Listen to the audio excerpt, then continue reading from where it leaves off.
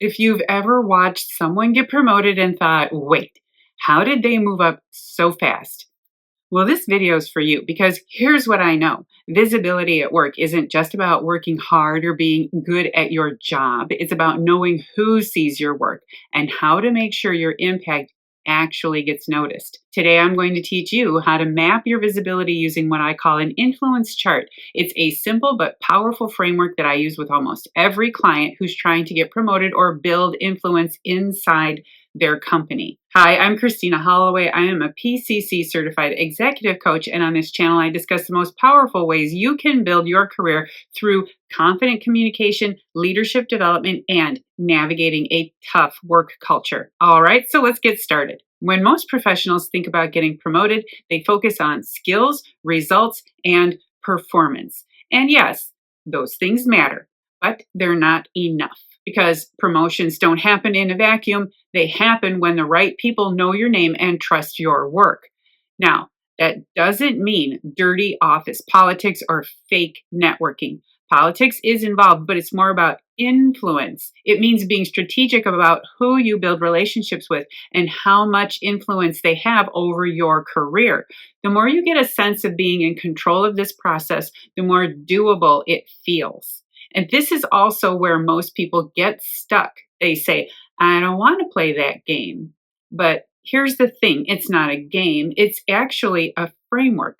If you can see how influence really works in your organization, you can learn how to move within it instead of feeling trapped by it. So let's start simple. Imagine, a wheel of life, but instead of personal categories like health, money, and relationships, each section represents people in your career ecosystem. So you're in the middle, the hub, and around you are people who directly or indirectly influence your success. Your boss, your skip level leaders, like your boss's boss, key stakeholders who benefit from your work, cross department allies who can amplify your visibility. Now, picture this. Each person is a spoke on the wheel, and the closer that spoke is to the center, the stronger your relationship with them. If the connection feels strong and supportive, color it green. If it's neutral, color it yellow. If it's weak or distant, red. In one quick glance, you'll see where your influence and your visibility really stands. When I first started doing this, I didn't have a wheel, I had a Word document. So I'd list out the people who mattered to my work, my boss, mentors, key leaders, and then I'd write a short profile for each one. So name and title, position in the company, work experience or leadership style, relevance to my career, opportunities to collaborate, projects we'd done together. Basically, I was building a career relationship tracker, something I could update over time as I got more visible or built new connections. And I put the documents in a folder for my career development plan because I was really organized. And you can do the same. You don't need fancy software. You can use Word, Excel, or even, a notebook. But the goal is to understand who are the people whose opinions of you could directly shape your career path. And more importantly, how strong is that connection right now? So if it's not strong, how could you nurture that connection? Now, here's where this becomes fun, kind of fun. You can rate each connection just like LinkedIn does. So first connection, you know them personally. They've seen your work firsthand. Second connection, you know someone who knows them. A mutual ally could make an introduction. And third connection, you don't know them yet, but they're influential enough that getting on their radar could open doors. Once you categorize these people, you can start building a simple outreach strategy. Ask yourself, who can introduce me to the next level of leadership? Who can I support or collaborate with to build visibility naturally? Who already speaks highly of me when I'm not in the room? These people are very important. That last one, the person who advocates for you without being asked, that's your career advocate. And while you may default into thinking only people higher up are the ones you should meet, that's not necessarily true.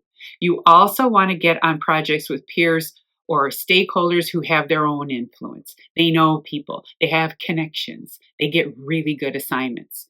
Try to build connections and relationships with those people too. Here's why this framework works so well. When you write people's names down, you stop relying on guesswork. You stop wondering, why is no one noticing me? Instead, you start asking, who do I need to connect with next? So, one of my clients recently filled out her chart and realized something surprising.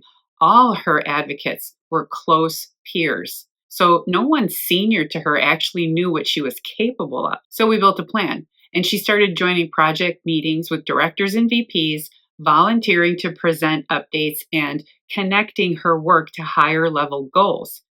Yeah. And within 6 months, she wasn't just visible, she was requested to lead a major initiative.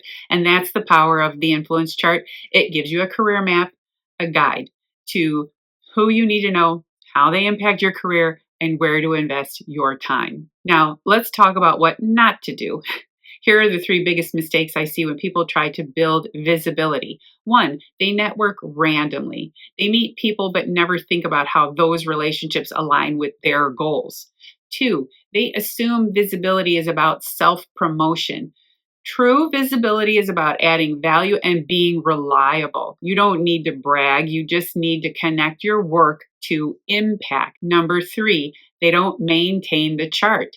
This is a living tool. Every quarter, review it. Ask yourself, who have I strengthened a connection with, and who do I still need to reach out to? When you do this regularly, you'll notice something powerful. You stop chasing validation and start leading your own narrative. Here's how to start today, even if you're exhausted or feel invisible. Number one, create your chart. A simple list of 5 to 10 people who influence your career. Number two, color code your connections, green, yellow, or red. Number three, choose one person this month to strengthen your relationship with.